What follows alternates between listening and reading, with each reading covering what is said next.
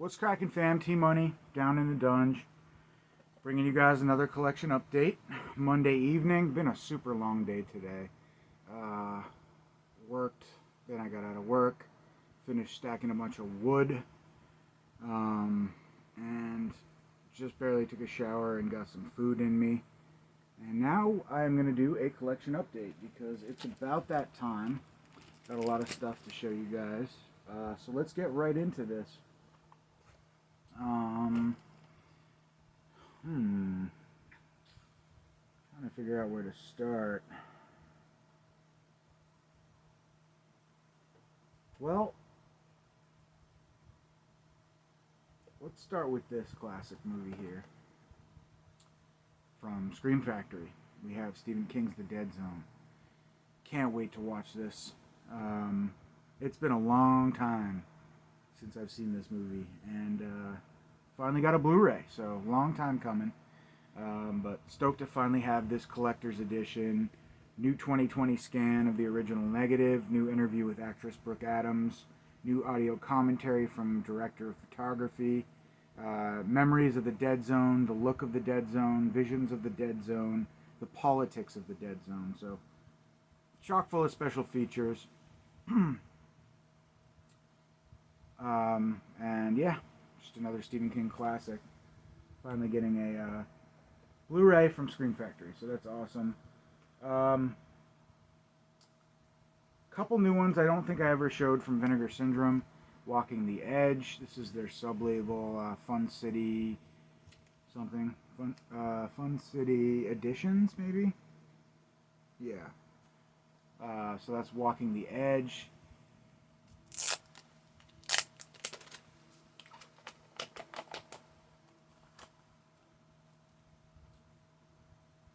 (1983). Joe Spinnella's in this. That's amazing. From Maniac, of course. It's an action drama. So, Walking the Edge. Sub-label.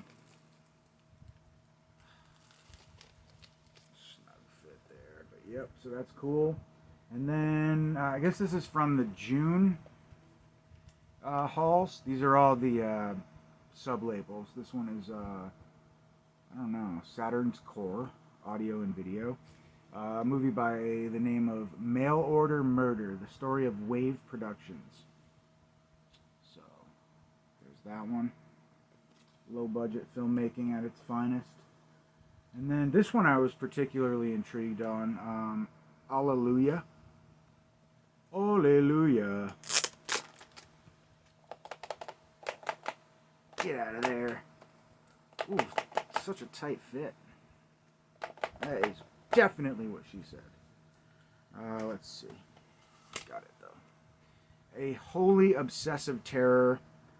This movie is... Oh, Doppelganger releasing. Interesting. I thought Doppelganger was somehow affiliated with Scorpion. Excuse me. But maybe I'm wrong on that. But New York Times critics picked...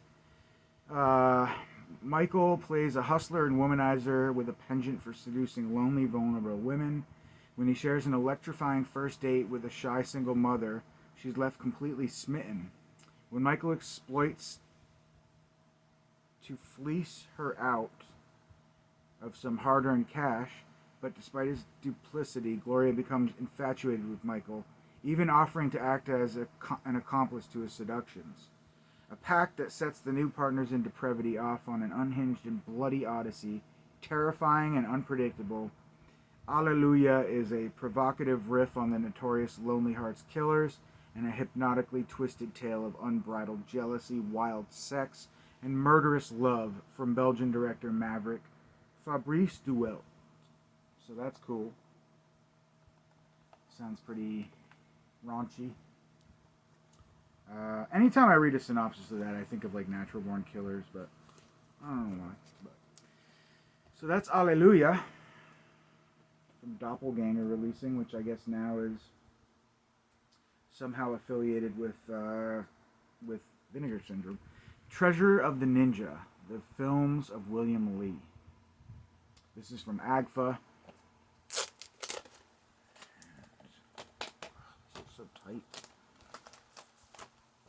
This one is from, I don't know what year because it doesn't say. 2021, I don't believe that. So yeah, it's like a blaxploitation kung fu type film, I guess. You see that? I just spewed a bunch of spit at the screen. I'm sorry. 1987 is when it's from, I guess. Meet your new favorite action hero throughout the 80s, black filmmaker and martial artist William Lee Reed. Produced, directed, and starred in dozens of do-it-yourself action epics, all shot on Super 8. So that's what this is. It's a compilation of all those films. So that's from AGFA.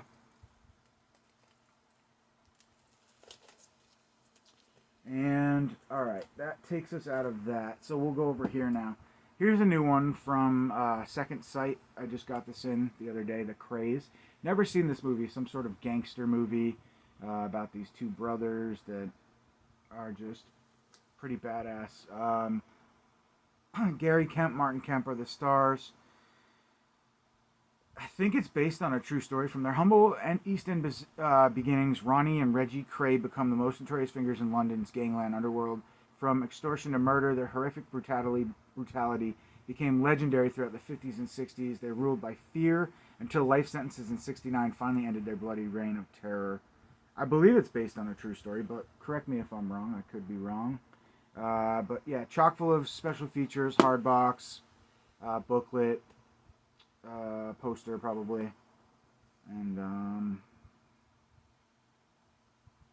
yeah, chock full. All kinds of interviews and commentaries and all that good stuff. So that's The Craze. Here we have a new one from Dark Force, Stingray. It's got the nice little embossed slipcover. That's sweet. Brand new HD master. Another like I think it's like a 90s action movie. What year is it? Never fucking says. That's one thing I hate about these. Dark Force. Oh, it does though. It does. So I spoke too soon. 1978. So some sort of action exploitation road trash movie. I see a nun with a gun. And yeah, two drug dealers shoot two cops who attempt to set them up, make off with millions of bucks and the drugs which they stash in a red Corvette Stingray. Corvette. In a used car lot. When they attempt to recover their stash with their leader, Abigail, they find out that two happy-go-lucky dudes, Elmo and Al, have bought the car. So that sounds pretty awesome. Pursuit of the drugs. So, stoked on that one. Then we have a classic, which I grew up with. I haven't seen this movie in years. I always remember loving Ernest Scared Stupid. That was like my all-time fave. But I decided to pick this up. I got it used on eBay for a good price. So yeah, Ernest Goes to Jail, and I think Ernest Goes to Camp, maybe, were the two that I didn't have. I know Ernest Goes to Camp goes for a lot, though. So yeah, classic Jim Varney. Can't go wrong there. So, yep, can't wait to revisit that one. Then we have an absolute classic, one of my favorite slasher movies, Hell Night. Absolutely love this movie. And yeah, I'm assuming it's probably the same transfer as the Scream Factory edition, but this is one of those nice hardbox, poster, booklet, keep case editions from 101 Films, special editions. Yeah, I love this movie. I just love the atmosphere. I love the setting and the mansion, and I love the maniac, the mutant killer. He's just awesome. And yeah, it's just for me, this is like the perfect setup. Perfect plot, perfect story. Linda Blair's horrible in this movie. Her acting is so bad, but it's kind of charming. It's kind of makes it entertaining, I guess. But she is pretty bad in this movie. Special features, brand new extras, limited edition booklet. Includes The Scare Blair Bunch, Hell Night, Linda Blair, and the Rise of American Sorority Slasher by Andrew Graves, and Haunted Houses on Film by Barry Forshaw. Additional extras, transfer from a 4K scan of the best surviving Arkel 35mm print with minor SD inserts to replace missing footage. Audio commentary with Linda Blair herself, Tom DeSimone, Irwin Yablans, and Bruce Cone Curtis. Linda Blair, The Beauty of Horror. You know she's all over this shit, man. She needs moolah these days. But that's cool that they got her. Wouldn't want to be the one interviewing her or doing a commentary with her for that matter, unless we talked about dogs and animals the whole time. Then she'd probably be pretty jolly. But yeah, I had a bad experience with her. I met her in 2011 at Fright Night Film Fest, and she was just really rude. And like, I asked her to sign her name on my Exorcist. At the time, it was like the best of the Exorcist physical releases. It was the media book Blu-ray, and she like wouldn't sign it. She's like, I won't sign it right there. There's no room. And I'm like, all right, sign it wherever you want to sign it. Like, whatever. I'm the one paying you, so you should just sign it. But whatever. Just really rude and really predictable. I got the impression that if I were to go up and be like, I love what you're doing with animals and you are just such a caring human being, she would have been all over me. But instead, because I wanted to talk about horror movies, which is her claim to fame and the reason why she's there in the first place, she just didn't want to have it. So I can imagine it's got to be rough, right? Making a living after all these years of doing nothing off of fans, it's got to be pretty hard, pretty taxing. Fuck, I wish I had that job. I could say that was my career. But anyways, I digress. Great movie, love it. And yeah, curious to see if this is the same transfer as the Scream Factory release. If you guys know, let me know. Drop a comment. I'd be curious about that one. Next up, we have Dario Argento's Bird with the Crystal Plumage. And you might be thinking, why on earth would you be wanting this window box edition when they just barely came out with a 4K and a special edition 4K? But I'm collecting these Arrow window boxes. They're classic, you know, back when Arrow was up and coming, and I just want to own all of these. So when I find them, one by one, I take them down. I take them home. So this is a pretty badass cover. Love that. They're just super cool editions. I'm surprised they never really like went, you know, had like the comeback, the revenge of the you know, window box edition, because they were popular and super sought after. So super cool. Right, definitely one just for the collection. Then we have this badass box set from Arrow Video as well. This is the Daimajin trilogy. I don't know how to pronounce it, but yeah, you've got Disc 1, Daimajin, Disc 2, Return of Daimajin, and Disc 3, Wrath of Daimajin. This trilogy saw Dai Kyoto's studio bringing its own iconic movie monster to life in a unique but short-lived series that transplants the Gollum legend to Japan's Warring States period of the late 16th century. So yeah, super interesting. Remarkably overlooked in the West, these three thrilling tales of feudal oppression and divine retribution, meted out by the iconic stone warrior of the title, combine lavish period detail with jaw-dropping special effects. So super sick.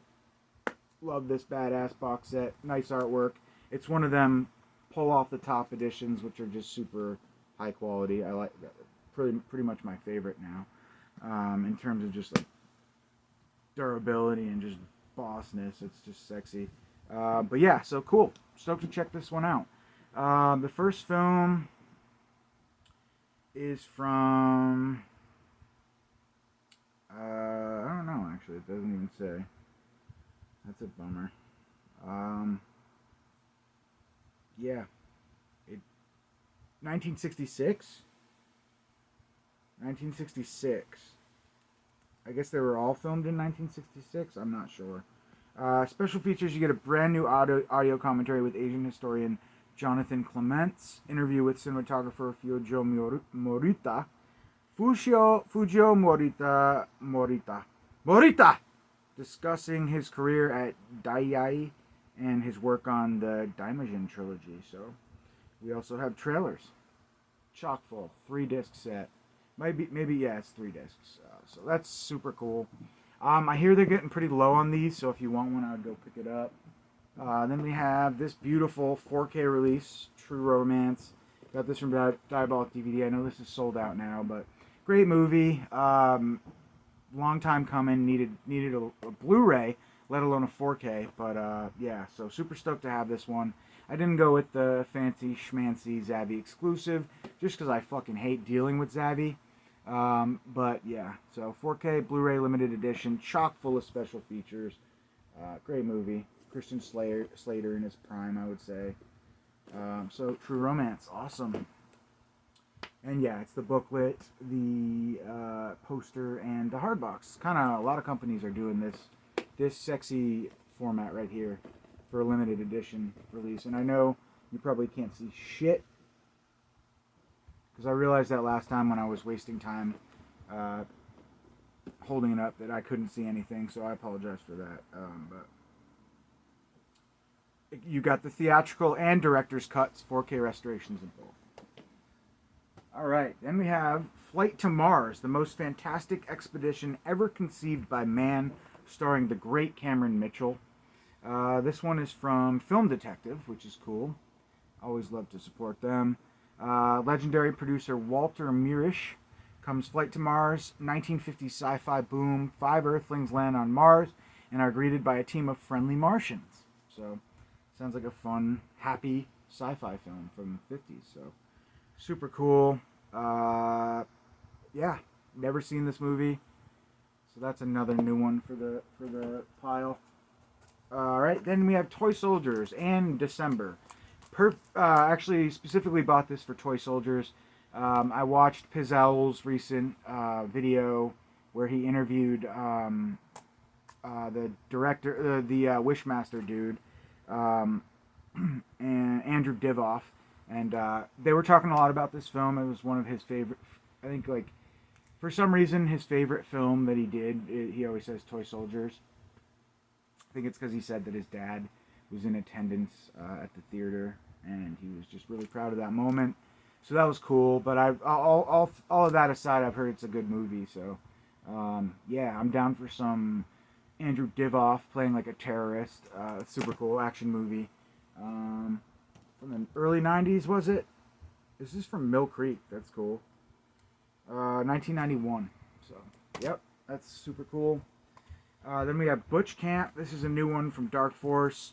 And this is like Nazi exploitation, sexploitation, I don't know. But we'll see. When I bark, you doggies heel. That could be some sexy time stuff. We'll see. I like that kinky shit. So, all right. Then we have Evil in the Deep, also known as like the treasure of something. It's got an alternate title. 1974 adventure action Jaws ripoff style movie. Let me see. I think it's called like the Treasure of Jamaica or something like that. Yeah. Wow, I was exactly right. The Treasure of Jamaica Reef. So that's the alternate title. Now, correct me if I'm wrong. I could have sworn that Code Red had put this out a long time ago, and I think this might be a re-release. And I could not find anywhere in my, because the way that I have a really bad, I need to start logging my movies in an app because I don't do that, and I absolutely should. Because when I go to check and see if I purchased something before, I have to go into my Gmail, and that's how I figure it out. I type in the name, and if it doesn't come up, then I buy it. But that's not always, probably 9 out of 10 times I can find it in my Gmail history, but there is that 1% that I bought the movie, I owned it, and it just doesn't come up in my Gmail record. So that may very well be the case with this one right here, because I swear I own that. I swear that was put out recently. Here's one from Orbit DVD. Been supporting Orbit a lot. Chariot of the Gods, Eric Von Duncan's Chariot of the Gods. UFO shit. Excuse me. I've been on a UFO kick lately. I've been listening to UFO podcasts like all day at work, and I'm just really into it. Lou Elizondo, and then like just all the shit that's going on right now. I'm totally into it. So I wanted to pick this up because this guy's interesting too, Eric Von Duncan. And I watched an interview with him, I think pretty recently too, on that UFO podcast. So, yeah, I'm just all totally into this right now. So that's why I picked that one up. Love UFO shit. And aliens do exist, 1,000,000%. There's no question about it. It's just a matter of time, man. I don't know why they haven't just introduced themselves to the common man. I know our society is primitive as fuck and we wouldn't know how to handle it, but holler at me. I mean, there's so many of us that could. I just don't get me started on UFO stuff. I fucking love it. I love it. Here's a new one: Hydra, superb martial arts action. Another Well Go USA Asian action movie, which is cool. They're badass. So yeah. A multi-layered thriller, fast, furious, and fierce. So it's probably pretty fucking badass. All right. Then we have Mania Killer. This is from director of Burial Ground, Andre Bianchi, I think. Love him.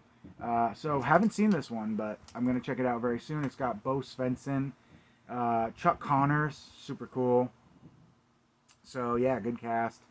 And a tense, stylish thriller from legendary French studio brought Zombie Lake. Panther Squad, directed by the man behind it stars exploitation movie heavyweights Bo Svensson, Robert Gentry, I just said all that. And a malevolent religious cult stalks a French village. So I've heard mixed things. I think, no, maybe not. Retro Horror talked about a couple of the new Full Moon releases, but I don't think he talked about this one. But they had Klaus Kinski in them, I know, so this doesn't.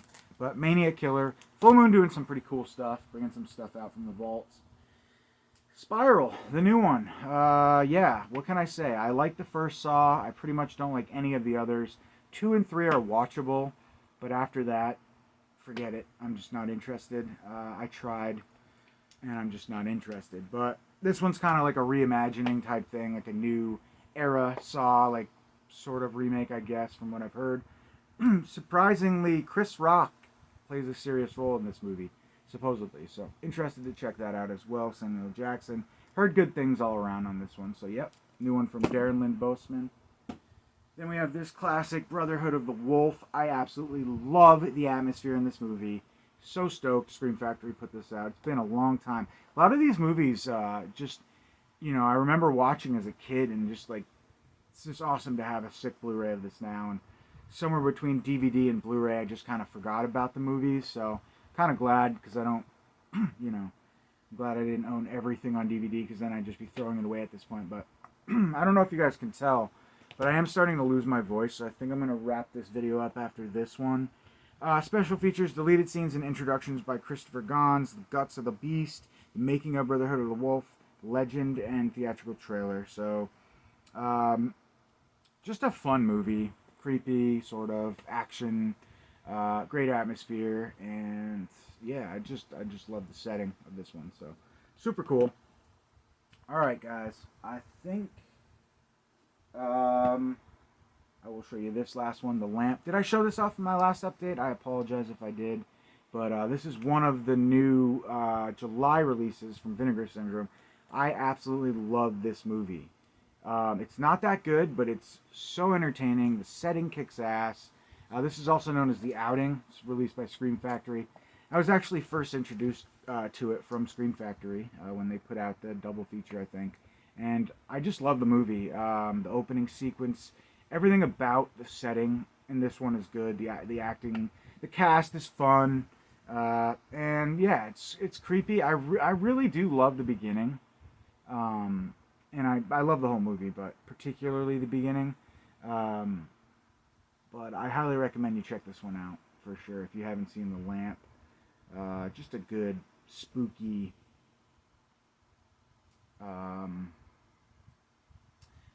demonic, I don't really, it's like a genie, obviously. It's good. Highly recommend it. The old woman in the beginning is pretty creepy, too. So this is newly scanned and restored in 2K. So I wonder if this is an updated version from the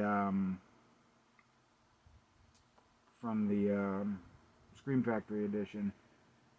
Curious to know that, but yeah, definitely check this one out. Highly recommend it. Love that classic cover artwork too. Yeah, I like it because it's different. It's not like possession per se or slasher. It's just kind of like in between. Um, I don't know. It's fun. It's just a fun movie, so check it out. Um,